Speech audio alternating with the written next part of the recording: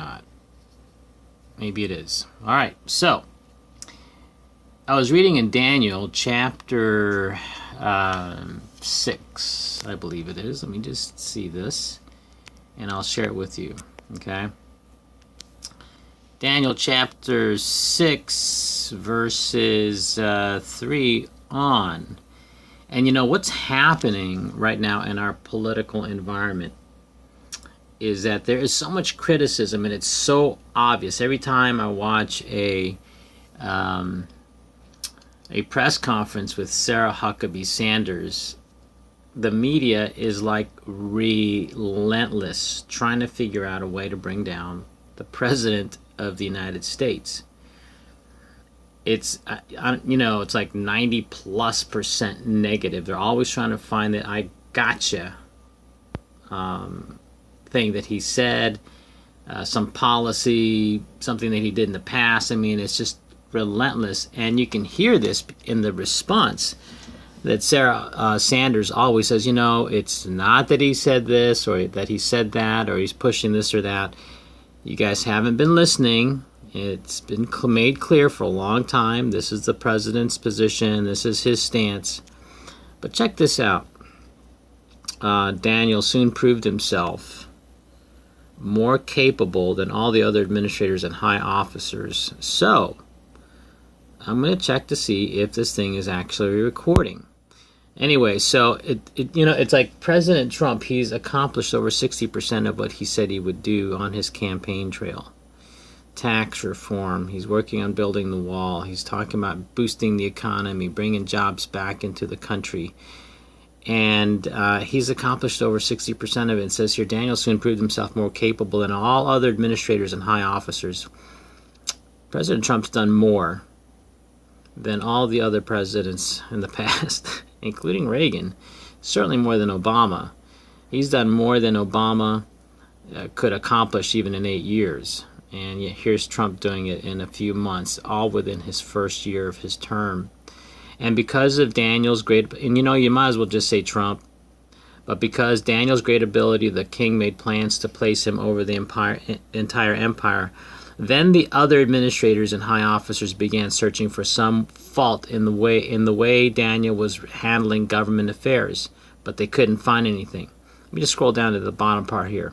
He was faithful, always responsible, completely trustworthy, so they concluded our only chance of finding grounds for accusing Daniel will be in connection with the rules of his religion.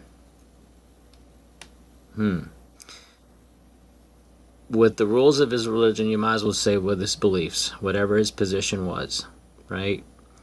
And so let me get back to this.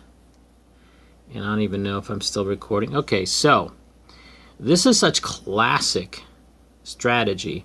I'm going to share another post. President Obama, number 44, Trader 44, and the candidate, presidential candidate, thank God she didn't win, Hillary Clinton, both these individuals claimed this guy to be their mentor. And I'm just going to go ahead and quote this guy right here. He wrote a book called, scrolling down, hopefully you guys will be able to see this, Rules for Radicals. Imagine that. Saul D. Alinsky, a pragmatic primer for realistic radicals. Holy cow. So what you and I see today is so classic. You can read about this online, but here's some of the rules that I wanted to point out to you from this book, Rules for Radicals, and it is absolutely like out of this playbook, okay? It is like this is actually unfolding and taking place, all right? So look at number 4. Make the enemy live up to its own book of rules. That's what they were doing with Daniel, right? And then they're accusing President Trump of different things. And, he's saying one thing, but yet he's doing another. I mean, the very things that mainstream media and some of these deep state and some of these left-wing nut radicals are accusing him of, it's coming out. They are guilty of. This whole thing with collusion, it's bull crap. Okay? The Clintons, Obama, are the ones that are in collusion with Russia. I mean, who sold our uranium, right? Ridicule, which is what you constantly hear on mainstream media and even social media, is man's most potent weapon. Mainstream media, social media, they're all out to get Trump. Okay? He's become their enemy. And understandably, he doesn't take crap from them, right? He calls them out all the time, and so does Sarah Huckabee Sanders, and the entire administration. They're just constantly calling out the media. Kellyanne Conway. Look at number 8. Keep the pressure on.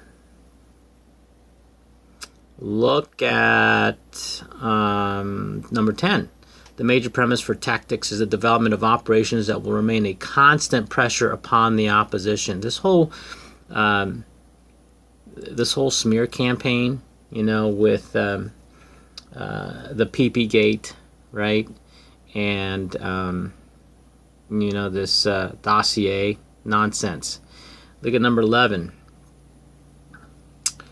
If you push a negative hard and deep enough, if you push a negative false narrative hard enough and deep enough, it will break through its counterside. That's exactly what they're trying to do, right? Look at number 13. Pick the target. And you know what? We can do the extension of this. It's not just Trump. It's conservatives. Conservatives on YouTube and Facebook. It's already been demonstrated that we're all being censored. Okay, and some of us are trying to, make a living off of social media, YouTube, and Facebook, and all. I'm not really into this yet, but folks like Mark Dice, Alex Jones, Gary Franchi of Next News, all these guys, their efforts are being demonetized on social media and YouTube, and they're censoring everybody. They are censoring everybody that is against their opinion, their political stance, or their policy. Pick the target, freeze it, personalize it. In other words, attack them personally, okay, and then polarize it. The left is using these tactics to polarize our nation, and they're working on the emotional frenzy of, like, the most recent tragedy was the shooting. They are using young people now. They will stop it. They will use any means possible, as sick as it is, to get everybody in a frenzy, in this case teenagers, to act and maybe even push, no, not maybe, they are definitely pushing an agenda, and they are trying to institute policy through protests. Okay? Imagine that. Have a riot, we'll have a new policy. Let's get rid of all the guns. Okay? Doesn't make any sense. So anyway, just want to give you a heads up to some of the things that I've been reading in Scripture, and some of the things that I've been comparing from other, conservative news outlets. And those guys, God bless them, they're being brave, they're being courageous, and at the end of the day, they are doing what we're all supposed to be doing as conservative Christians, and that is we are to be taking back ground. Okay? We are to be reclaiming ground for the kingdom. We've been too nice. We've succumbed and yielded through manipulation and intimidation through this thing called political correctness. Okay?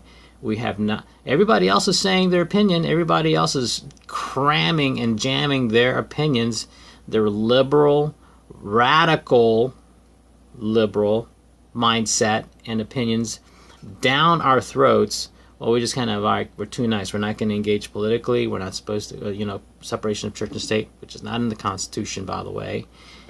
It says that the state shall not interfere with the affairs of the church.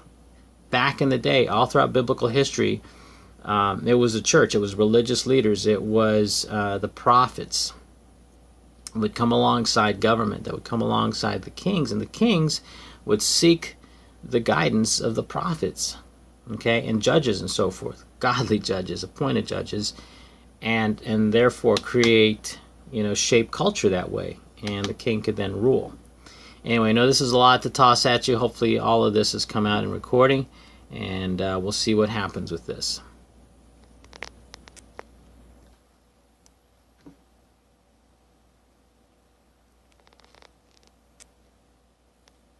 Doot, doot, doot.